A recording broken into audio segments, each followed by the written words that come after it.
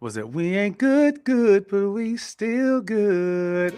So, okay, I'm drawing the line at this. Okay, pick and choose. Either you gonna sting or you gonna give me grandfather close, but you ain't gonna do both on this.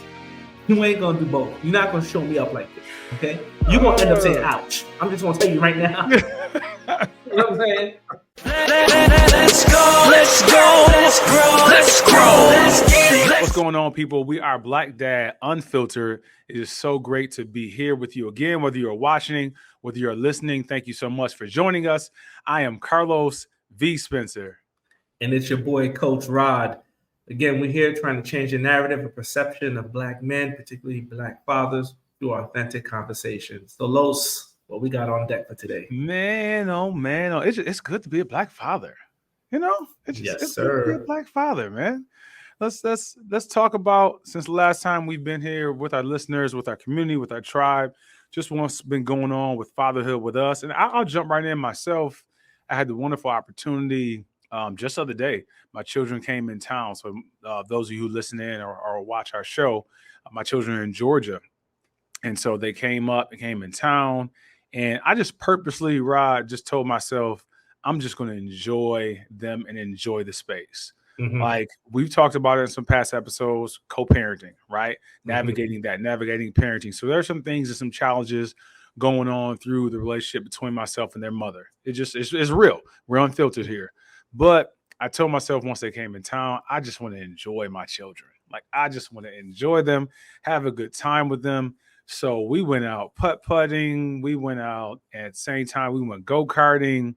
And they had a friend of theirs there with them as well.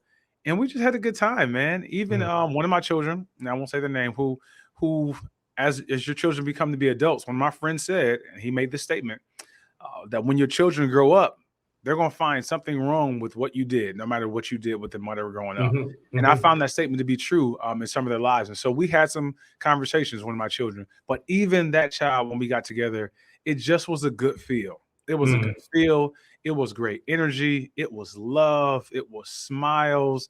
It was laughter, right? It was really pure family. And just like we're changing the narrative here in the show, I guarantee you, I know it. I know it for myself. Being there, those are not the stories that you see or hear about, right? A father out with his children, having a good time, laughing, playing putt-putt, out on a Saturday evening, just enjoying ourselves without any drama. Like that was my week in fatherhood. And anybody who knows me knows that I will take that over anything, like over success, over drive, over goals, over wealth. I'm going after all those things. But moments like that mean the world to me. Man, so that was me for fatherhood, man. I could talk about that for the rest of the show. But I'll cut myself off, man, because I love my children. And I had such a great time with them. I really did, man. How about you? Listen, this was an interesting week. So, I behind the scenes, people don't know. I don't listen to a show after we record it. Never. So I can't listen to myself. I get so excited. I know I'm probably going to say something crazy. I'm probably going to have a crying Jordan meme made of me. So I don't listen. I don't watch. Right. I stay in the moment.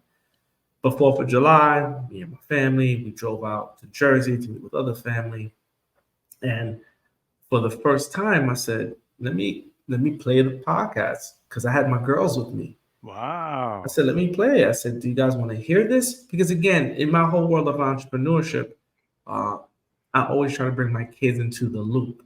And one of the things I want my kids to do is see me fail as well as see me succeed. See me try, right? As well as see me get up. Right. So that when they have their reference points in the future, they're like, well, I've seen what it looks like for a man to keep moving forward. And that's probably one of the biggest lessons I can give them because it's me modeling resilience. So I played it and, my kids are quiet. So a half hour in, I'm not going to lie, I was like, that sounds pretty good. But that's neither here nor there, right? Yeah, that's here nor there. Yeah. That's neither here nor there. So I shut it off. Why'd you turn it off? You were listening? Yeah. Wow. And in that moment, I was proud. I was just proud because it's like, okay, this is what we talk about, and they're part of this. I always want to make them a part of it. The second piece to this, which was eye-opening to me, piggybacking on some other social. Then once we get to the barbecue, and my son is in doing school summer program at his college. We get there. I told you before, one of my cousins, she's just like, Rod, I love the podcast. I said, you listen? I don't know. No one says anything to us, right? Mm-hmm. So I was real hyped that she loved it. I was a little bit salty. She was like, those grandfather quotes. I was like, don't worry. I'm gonna figure this out. I'm gonna come with my own quotes. Trust me. But there was a moment when when they said, "Where's your son?" I said, "Well, he's in school." They're like, "Nah, let that boy enjoy the summer, right? Mm-hmm. Let him enjoy the summer." I said, "No," and it was 3 women around me. Okay, like, let him enjoy the summer. I said, "He got to enjoy some of the summer. He got to enjoy the few weeks in June. Now he's in school." And what I unpacked from that, and I know you listening to this, Miriam, I'm gonna call your name out. What I got from that is the duality again of being a father and a mother. They were right.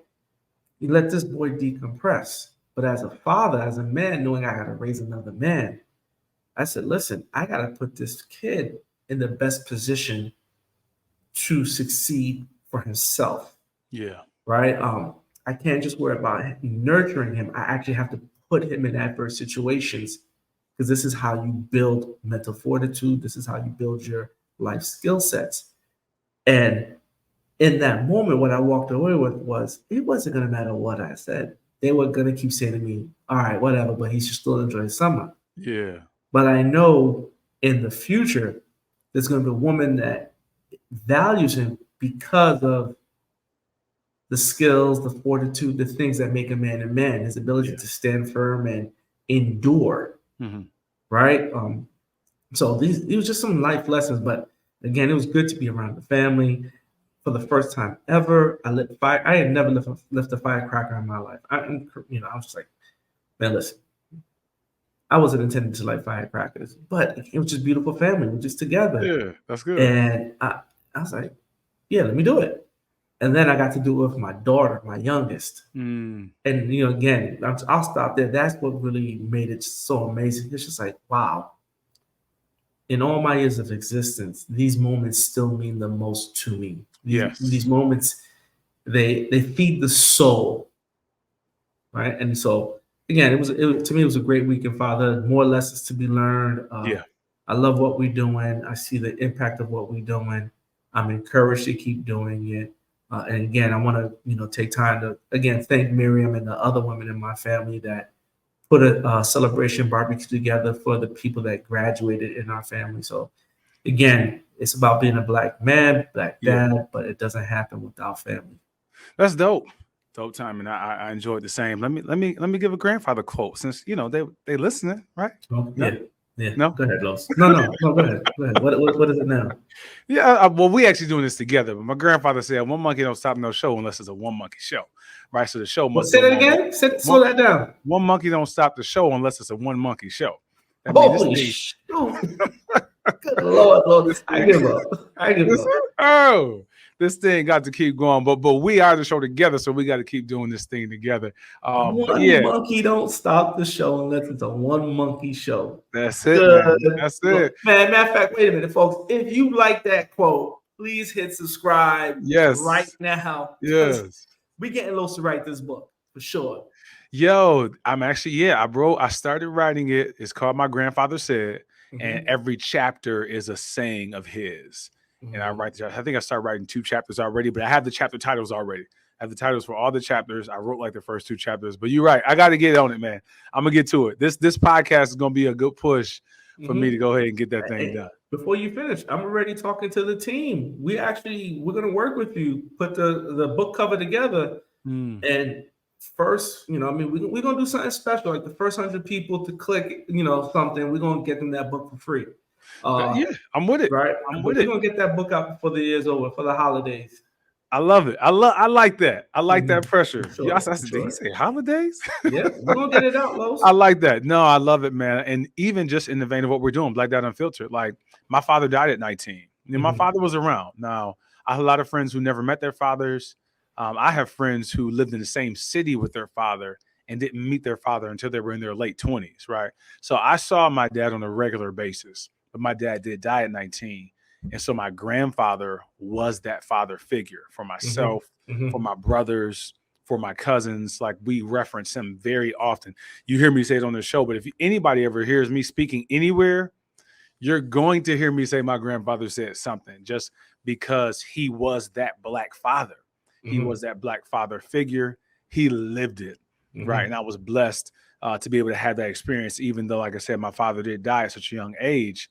I am truly blessed because some people did not have any father figure. I cannot say that I've lived my life without that. And yeah, we're going to get that done. We're going to get that done for sure. This week, one powerful thing that we saw, actually, we're going to talk about it. This thing that we saw, if you saw the BET Awards, Usher had a Lifetime Achievement Award. And if you watched it live, the live show cut out a lot of his speech. Now, there's a lot of, we can talk about a little bit here. There's a lot of people who had different things to say about why they cut it off. One of my brothers, I just went out to eat the other day, and we were talking about it. And I saw it from, for me, a technical aspect. This is just the way I saw it. I'm not saying this is the fact, but this was my opinion. I thought it was an issue. And I did see that BT came out and said that something did happen. While I was watching it real time, I'm like, yo, they blanking out like whole sentences. And then you hear a word, and they're blanking out other stuff. They did start blanking out, like, I think he was cussing. So they started blanking out some of the profanity, right? But after that, it was like, what's going on here? My brother was like, nah, he was talking about Black fathers, and they ain't want people to hear that. That's what my brother said. That was his opinion. I won't say my brother's name. So if you watch the BET Awards, if you watch his speech, you might have missed a lot of it if you saw it live. They have recently put it back up. I know I saw it on YouTube. BET put it on their page where you can hear the entire message. They still cut out the parts where it was some profanity, but you can hear the actual message. So if you're somebody that watched it, I'm like, I don't even know what he's talking about because they blanked out so much of it. I had to go back and watch it, and I'm glad I did. I'm glad I did, because one of the things that he said that was profound to me was that this is the year of the father, and that meant a lot to me. So we want to cue up this clip. Anything you want to say before we cue the clip up and go ahead and play it through? Listen, listen to the nuances in this clip. Yeah, really, and it's going to be a short, condensed clip. I think the original clip is what, 12 minutes long? Yeah, we'll talk about more of the stuff that was in the original clip too. Absolutely, but there's a minute of it. Just listen to it, because I'm going to just frame it a little bit. This is someone that's getting an achievement for his life's work. Yeah, and in this moment where you are being recognized for your life, right? Ask yourself, why is this the conversation he chose to have? Let's go. Let's play this. Right, that's interesting. That's interesting. I like how you queued that up. Go ahead. Understand the true pitfalls and hardships of a Black man in America. And my father, he was a product of that. He made a lot of decisions. He made a lot of choices, and the one that probably hurt and helped me at the same time was to stay away. But that's part of the reason why I say this is the year of the father, where all the fathers got to stand up for their sons and daughters and be the man that they need to be for them.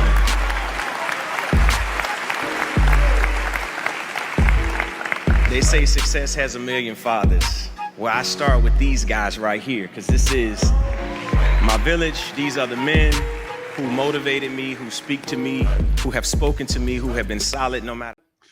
So I love how you queued that up.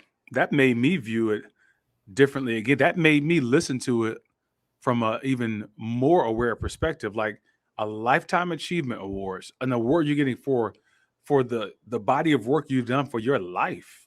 And he said that he's been in this industry over 30-something years. Since the age of 8. Right. And he's what, 40-something now? I think he's early 40s. And this is the conversation you have. To me, that says it's very important, because you know that a lot of the world is watching, and you know you have the ear of a lot of the world. So what am I going to say when I have the world's ear? And he chose to speak about fatherhood. He chose to speak about the year of the father. One thing that he said, and a friend of mine who was watching, a Black woman, and it was a great conversation. So please don't anybody take me wrong. when you're hearing this. She was like, it was very interesting that his mother was there with him. His mother, his black mother, has been there his entire life. They even said when they were giving the awards, L.A. Reid and Babyface, one of them said that she became the first mom manager. So she was like the original, the pioneer. And my friend said it was very interesting that he spoke about his father and the lack thereof, and started even with that space when his mother was there for his entire life. And we talked a bit about it. And I heard what she said. She was really saying that's a lot of weight that a father carries. And there's a huge void in somebody's life.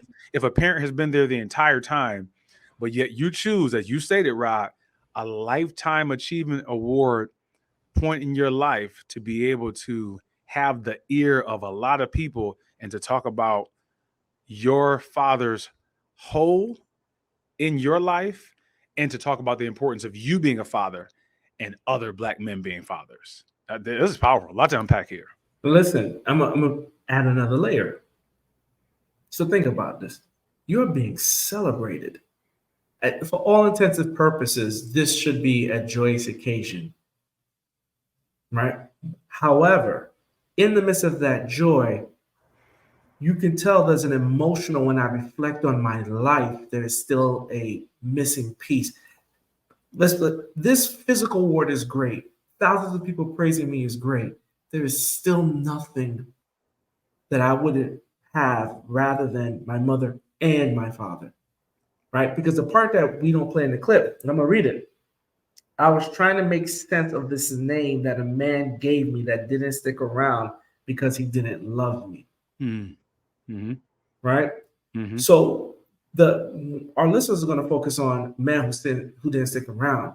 I'm going to focus on, I'm trying to make sense of this. Yes.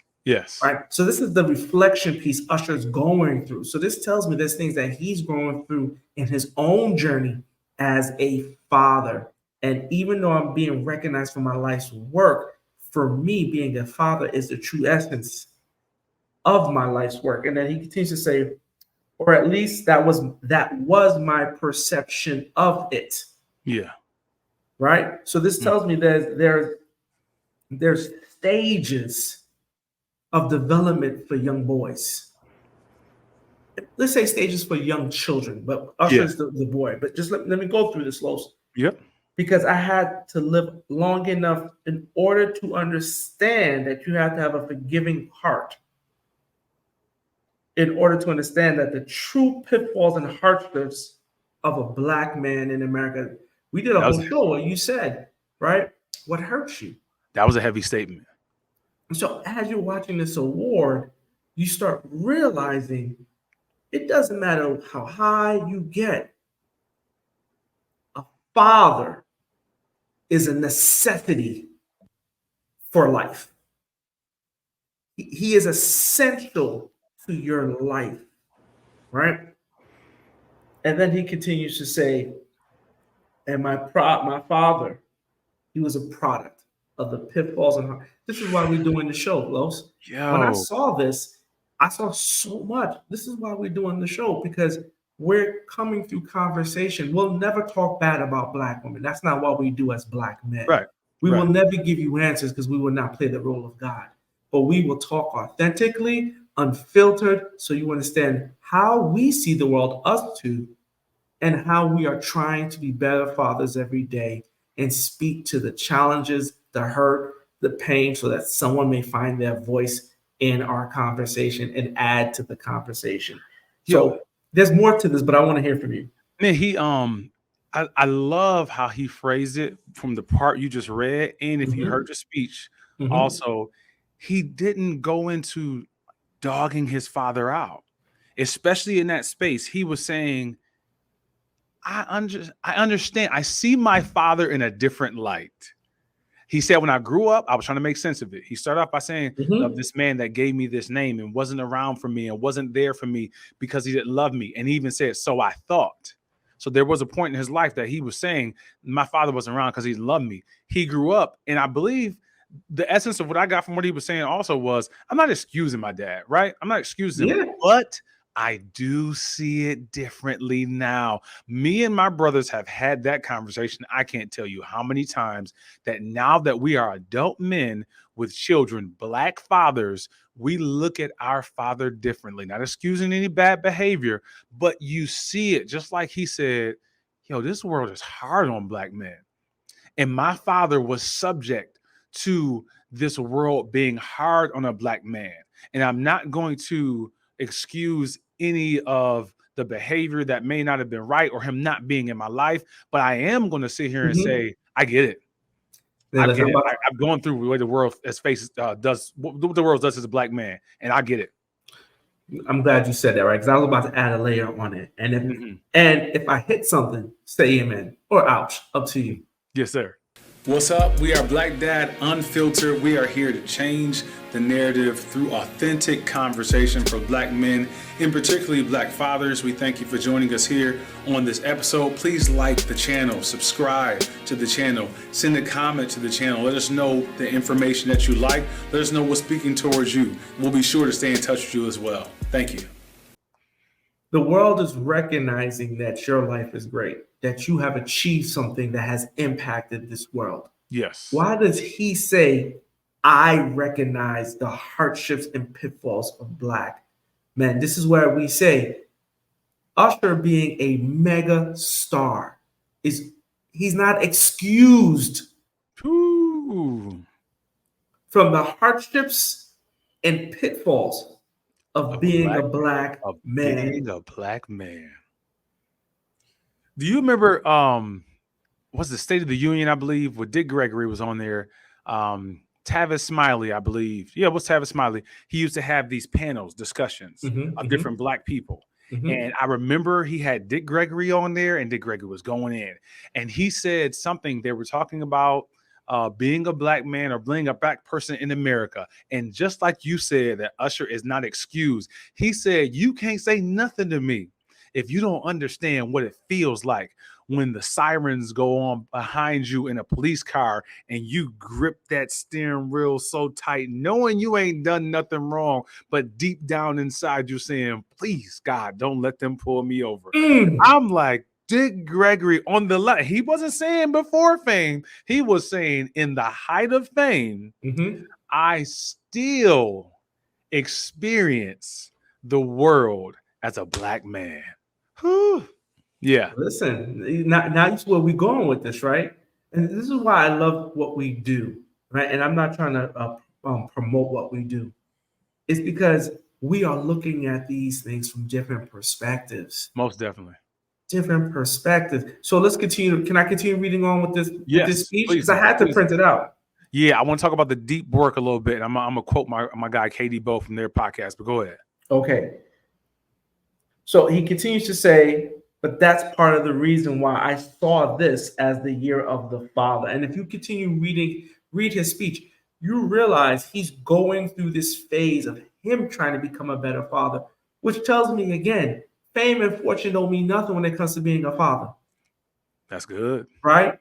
It's practice, reflection, growth.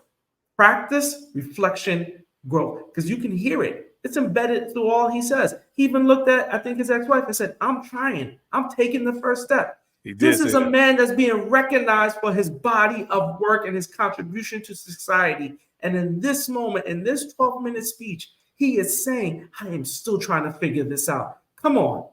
There's no such thing as a perfect father. It's not. And like you said, fame doesn't mean that comes with it. Our last episode, we talked about LeBron. And LeBron said in his commercial, when he first had his black son, he said, I was afraid.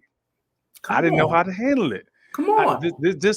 I think sometimes we see people in different limelights and we have this underlying assumption that, they don't have any issues. They got money. They got fame. No, he's still struggling in some areas of fatherhood because, and I want to go on and say this, were you still reading?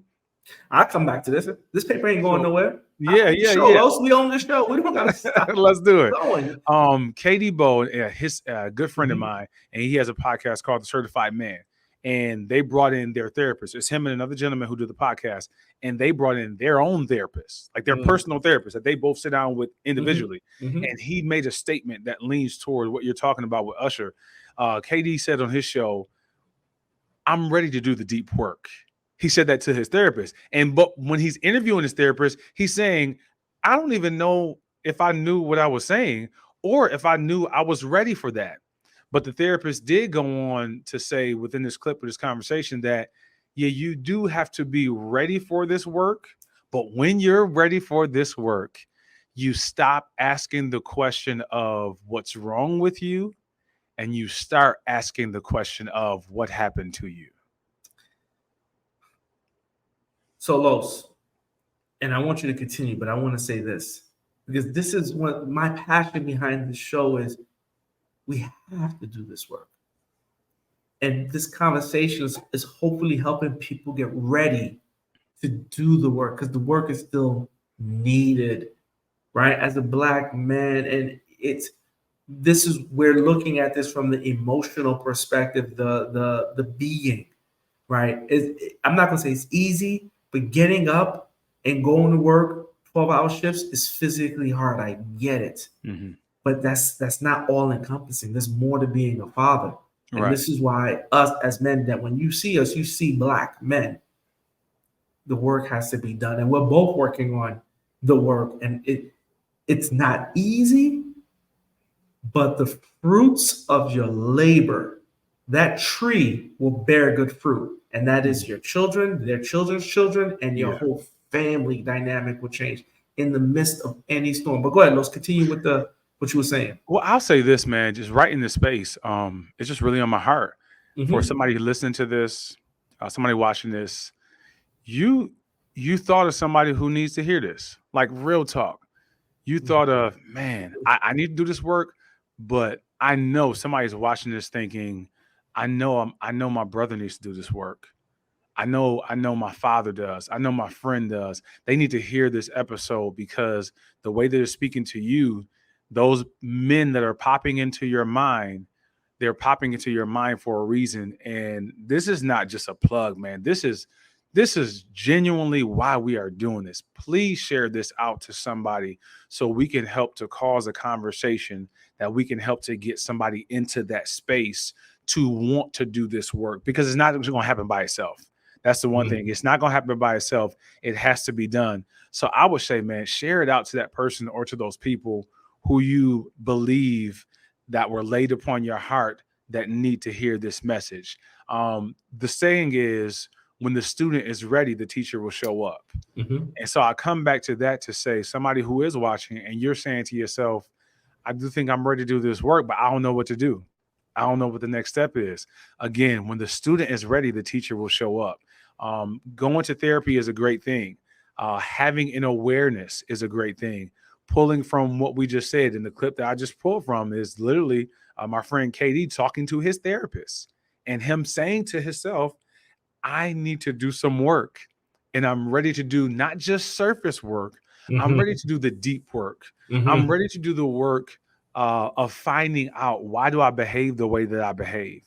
I'm ready to find out what happened to me as a child. I'm ready to dig into different traumas. For me personally, unfiltered, when I started to go to therapy, I started to unfold the different layers of trauma that I went through as a child that I never saw as trauma. I didn't see them in the moment. And even in my young adult age, I never saw it. But then I started looking at myself as this little boy who my parents separated when I was young. I remember when they sat us down and they asked each and every one of us who we wanted to go live with. I remember my two older brothers saying that they wanted to go live with my mom. And I remember me saying, I was about 4 or 5, I want to go live with mom too, because that's where my brothers are going, right? In that moment, Rod, while I was going through therapy later on, I saw myself as a child make a subconscious decision of, I don't need much love because I don't want to put more of a burden on my mother. So while I was growing up with my mom by herself, she was raising 4 boys in the inner city. I'm like, my mom has enough going on. Let me not be a problem that she needs to do more than she can handle. Let me help her by not needing much. And that started to shape me as a young adult and as an adult, even into my failed marriage. Part of my responsibility, unfiltered, was I created an atmosphere that I didn't need things that I actually needed. But I made it look like or feel like I don't need these things. And when I started doing some of that deep work, Rod, I started seeing the little boy who made a decision, and it started to shape the man that I am now doing the work to correct this trauma that I went through that I would have never seen had I not started to do some work on myself. And listen, one, I appreciate you sharing that because that's real. And while you were talking, I identified with it, right? Because we said it before in shows, we're always trying to fill gaps and voids from our youth, whether we know them or didn't know them. Say that one more time. We're always trying to fill gaps from our youth, right? Whether we know it or not, right? A lot of decisions you make now subconsciously are rooted in something that happened earlier. Yes. Right. And so there's if we can get a little bit more technical, and I'm going to try and make the connection. So if we went to high school psychology, you learn Maslow's hierarchy of needs, and I may have mentioned this on another show. So there's a theory in Maslow's hierarchy of needs called progression theory. So you start off at the baseline, which is your physiological needs, right? Shelter, food, water, basic human needs, right? Right. And once those needs are met, and remember, this is going to go somewhere. Once those needs are met, you automatically progress to the next need. So the minute you have food, shelter, it's like, okay, now I need a job, right? I need a job that pays me security. So I have a job, but I need a job that pays me a little bit more security, that gives me benefits, right? These are almost like your safety needs, right? So you go from physiological to some level of security, right? That's the next level. I think it's called safety needs, if I remember correctly. And you're progressing. So your life is progressing towards this. Now, there's 5 levels. The third level is what we call love needs, right? And I'm going somewhere with this, so just hear me out, because I want you to pay attention to the progression, right? So you automatically, so as you get certain things, you progress. But the minute you lose anything below, your body automatically drops. This regression, right? Right. So what I'm saying and trying to make a very weird connection is, it doesn't matter how far you get. If there's a hole, your body's still going to kind of almost counterintuitively work towards filling that void in your life. This is why as Black men, we can look fine. We can think we're fine. But if you ever get into a point where you can reflect and ask yourself, why am I making this decision? Why am I choosing this mate? Why am I acting this way with my children? Why am I taking this at my job? If you can do that work, you can unlock, one, a lot of the burden. You can begin to heal. And with healing comes empowerment. With healing comes a different perception. With healing comes a different perspective. And perspective is more powerful than perception. But I'm going to stop right there because you're going to take me back to my days. Listen, I will say this. For those who are listening, how many times have you heard a man, have you heard your loved one? Women, how many times have you heard your loved one, your man, your spouse, your brother, your father say, I'm fine, I'm good? We know, you and I know, when men say that, you gave an excellent visualization of when men say that they're good, that they're not good. Because either they know something is missing, or even worse, maybe you haven't done the work and you don't know something is missing, but you do know you're not good.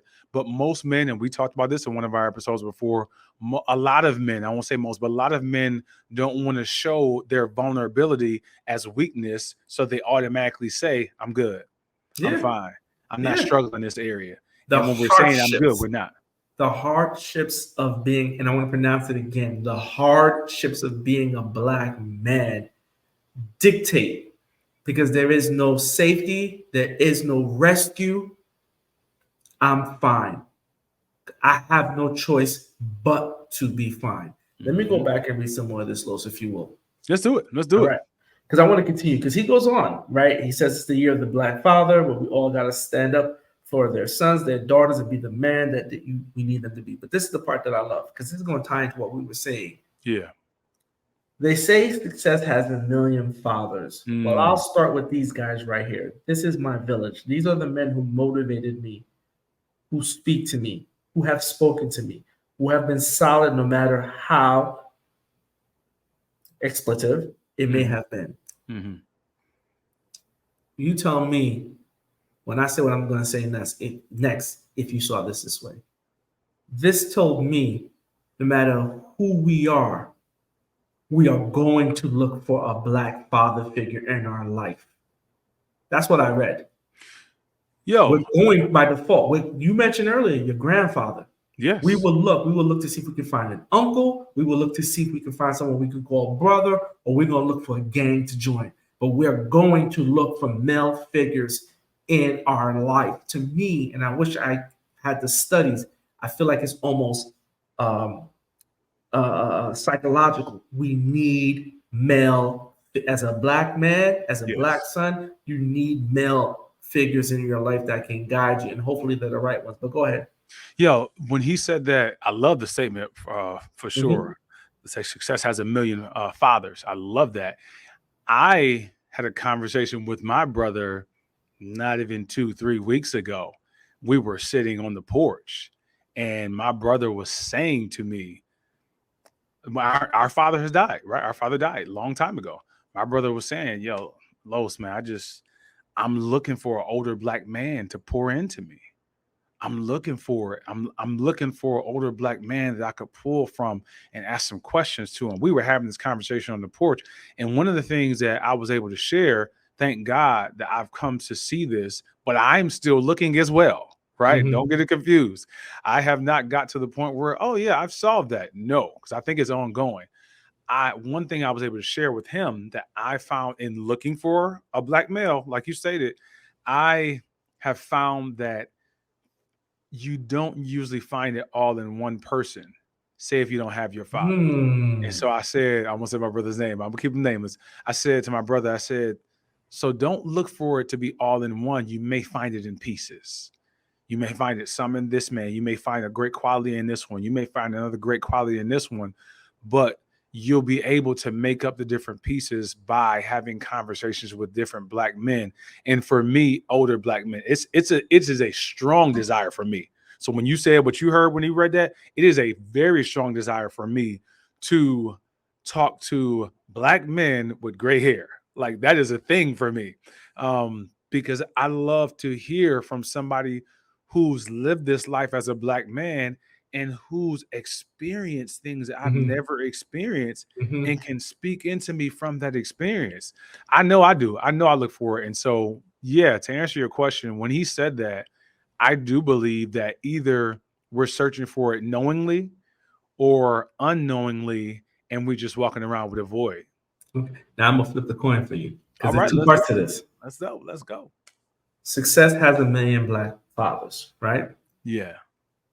This tells me it is Carlos V. Spencer's responsibility, Coach Rod's responsibility to be the fathers for those who don't have them.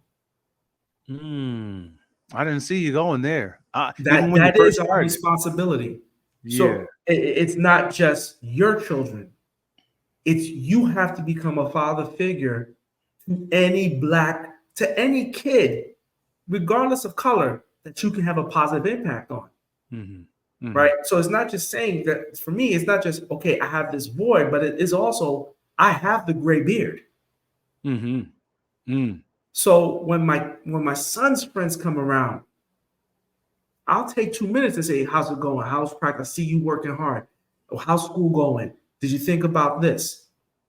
Because it is my responsibility, especially in my community. And this is another show we can do, but this is what I feel with a great deal of passion.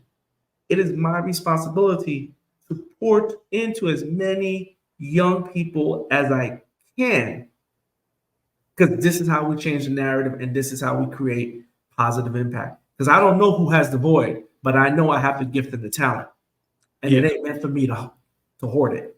You know, that's when I had my first child, and I only had one son for a long time, I would for a often year, use. Los. Stop this. You had one son for a year. That's not a long time. I had daughters after that. Oh, okay. Yeah. Okay. Okay. I'm like, man, stop it. He said, "Well, cap. Stop the cap." You know what I'm saying? Every year you were popping out kids. For 1 year, for a long time. I had one son, and so for a long time, I would say to God, just in my own silent time, like, I feel like you're creating me to be more of a father than to just one son. And I now have 3 sons. But even to go along with your statement, yes, there are young people and other people who don't have a father figure. There are people who it's not common at all for them to have access to somebody that they can talk to and have a conversation with. So I like what you're saying. I like what you're saying, even as you're speaking it, not just to you and I, but to our listeners, that, okay, search for it, but also be it. Right. And I've said this before in other settings about other things, but it so fits here in this conversation that if you knew, say, for instance, if somebody left you a will, somebody left you a trust, and you know how good it would have felt, right, to receive this at age 21, age 25, or if they did something for you and you know how that would have felt, but nobody did it for you. And let's say for this, you didn't have a father or many father figures to speak into you, but you know what it would have felt like. Why not do the next best thing and give that to somebody else? Because you know what it would feel like for you. So then you can do that for your own son. I'll say this, and this may be a stretch. I don't think it's a stretch. I've had some experiences with my own son that I never had the experience with my father. But in some strange way, I get the experience back by doing it with my son. What does that look like? I took my son fishing. I never got a chance to go fishing with my father. But I got the feeling of fishing with my father by giving that back to my son. So I do believe that when you show up for other people, you can kind of get that thing and that experience back for yourself. But most importantly, man, I think you said it very, very wise and powerfully. Be that for somebody else. And I'm going to take that on myself. I heard what you said, and I'm going to purposely and intentionally after this episode make sure that I'm paying attention to see who I can help and who I could step in and fill a gap for. So you said, oh, man, I wish I can press rewind. You said, if you know what it would have felt like if you had it, basically there's power in giving it now. And I think that's what this speech from Usher was about. Yes. I know what it felt like not to have it. Yes. Now I'm going to create a charge, right? So there's more I want to read from this. So we're going to go a little bit longer with this show, Los, and I'm not asking for permission. I'm going to ask for forgiveness. All right. Right? Because, again, there's highlights to this. And then I want to quiz you. I'm just at the end of the show, we're going to quiz you for 5 minutes. He says, actually, I'm going to flip over here. He says, good is more than just a song. So remember, this whole speech is 12 minutes. We only played a minute clip for you. Right. I'm trying to turn a new leaf. Remember, I started off the show by saying there's a reflection period in his life. No matter how good it was, he's still taking time to reflect. We got to be cool for the sake of the kids. Right? So this speaks to the shows we got about parenting and co-parenting coming up. And just a song, if you haven't heard, was it "We Ain't Good, but We Still Good"? So okay, I'm drawing the line at this. Okay, pick and choose. Either you're gonna sing or you're gonna give me grandfather quotes, but you ain't gonna do both on this. You ain't gonna do both. You're not gonna show me up like this. Okay, you're gonna end up saying "ouch." I'm just gonna tell you right now. You know what I'm saying? But he's also looking, and this is the part where you talked about. He's looking at other people's marriages and seeing how they're figuring out to make it work. And he's seeing that being a black man, being a black father is beyond the success. There's work that has to be done for the sake of the children. Now, the part that I'm going to talk about, which I love, because I'm going to go back to the fact, and this show, we spoke a lot about black men, but I believe a lot of black women are hearing this. A lot of women are hearing this. And hopefully we're creating empathy and understanding, because it's not excluding black women, because black women are very powerful. Because he says this, but I need people to understand this. I did that because my mother.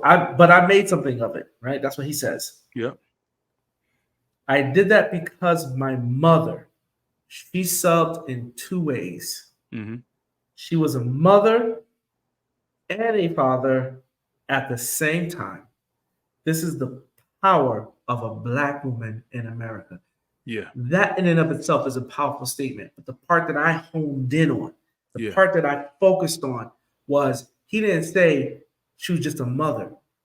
No matter what, a boy, a man will recognize that there's a need for a father.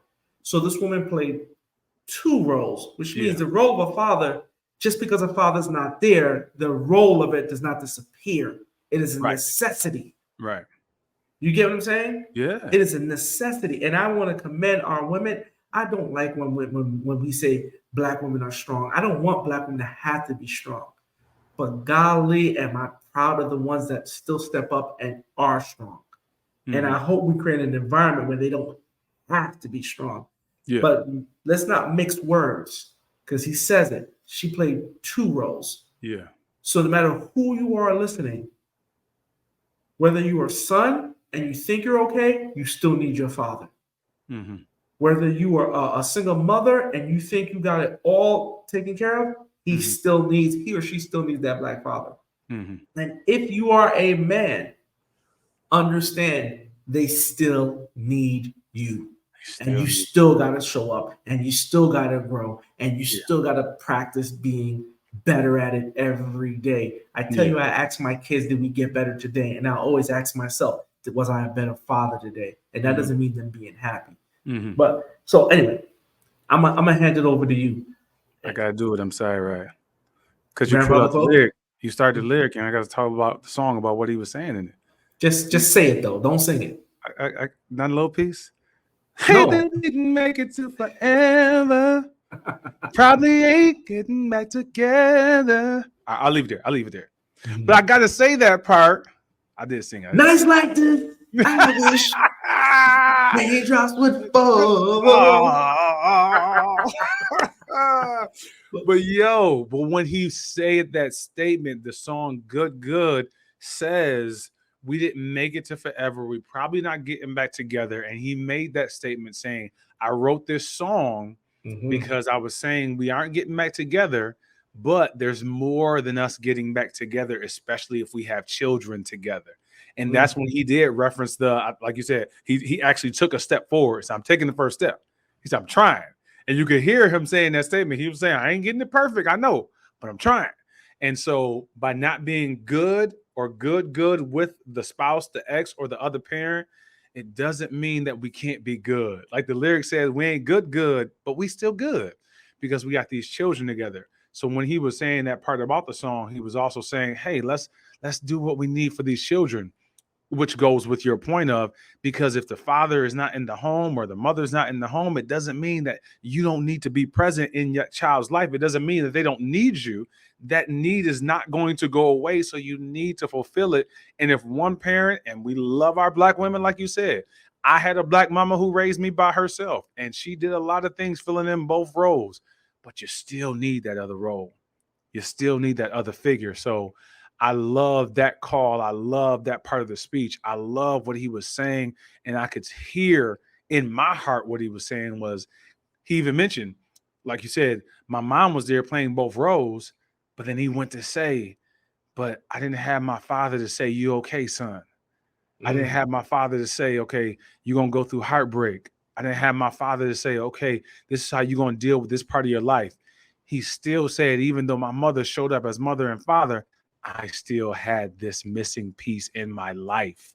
So we need to be good at the best that we can for our children. Right? Our children need us to show up. So I think that's powerful. I think that's powerful. And there was so much to unpack in this thing. I got one question for you, then I'm done. Right? If you were to speak to our female audience, to the single mothers in this audience, to single mothers or single fathers, right? Because from the age of 19, which is a critical point, because now you're in college, you're in the world, what's one thing you felt that you were missing from a emotional perspective? I know you mentioned before that your father would have helped with the scholarship, but what's one thing you would want someone who's listening to be aware of? I was missing at this age because I didn't have my father. What's one thing you think you can share? And then from there, we can go into wrapping up the show. Yeah, for me, it goes into that space of when I was talking on this episode of unpacking that trauma of having a man, a black man, to tell me, hey son, it's okay to feel this way. Hey son, it's okay to feel. Hey son, there are more emotions than just anger. If I had a man to be able to show me and model the emotions of a man, I would have been better at that age. And I'm not saying the emotions of the man that it has to just be the emotions that maybe we don't see, but just seeing them from a man. Me and my brothers often say we were raised by a woman and we were raised by a lot of strong black women. No discredit, but we learned how to be men for the most part watching women. And so for me, I needed at that stage of my life to see a man operating as a man.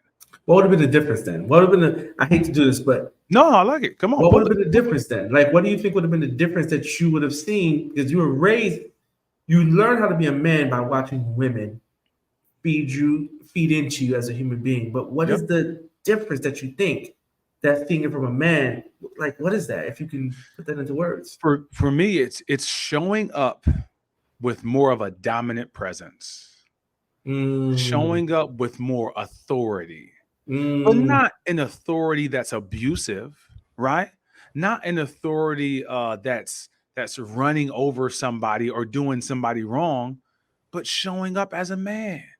The masculine you're talking about. Being able to be comfortable in the masculine presence that you're called to. Okay, I get it. I get it. Very comfortable in that space, moving like that wasn't even a thought for me at that age. Wow. I was, doing what I did in sports and in school, but that wasn't a thought for me to show up like that because I didn't see that. You know what you said, and maybe we can talk about this in the future. What I got from you was being comfortable operating in this. Knowing that it's okay. Wow, that's deep. Los, yeah. I think we did a lot, folks. I think we did a lot on the show, Los. And again, if you heard something, folks, please click subscribe, like, comment, share the show with someone. We're not trying to take this opportunity to promote, but we believe in what we're talking about. And we just want to build a community that empowers men, that empowers the people that are impacted by men, and really brings to the forefront the real narrative about Black fathers. I know we say change the narrative, but we want to bring the real narrative and no longer let the media control our narrative. Yeah, I think people can sense the authenticity in us. And I know beyond a shadow of a doubt, somebody's watching this and they know a man that they could send this to that is going to be helpful. I definitely feel like that. So when we're talking about for people to share it, to like, to comment, it's not like, oh, just push it. Somebody's watching this like, yo, I need to send this to this person. I need to send this to this person as well. And we appreciate you all doing that because now you've helped us to reach somebody else that we weren't able to connect with without you. We appreciate that. Listen, we wrapping up again. Black Dad Unfiltered. This has been a dope show. I've learned, I don't know about where I say it, but I'm going to go watch this one again myself. I'm going to go get some more information, learn some more. We appreciate you all for watching and for listening in. We've been here with you yet another week. We're Black Dad Unfiltered. I'm carlosVspencer. And I'm Coach Rod. You can hear us on all listening platforms, Spotify, YouTube Music, Amazon. And when you hear it, just remember our keywords. Let's go, let's grow, let's get it. Let's go.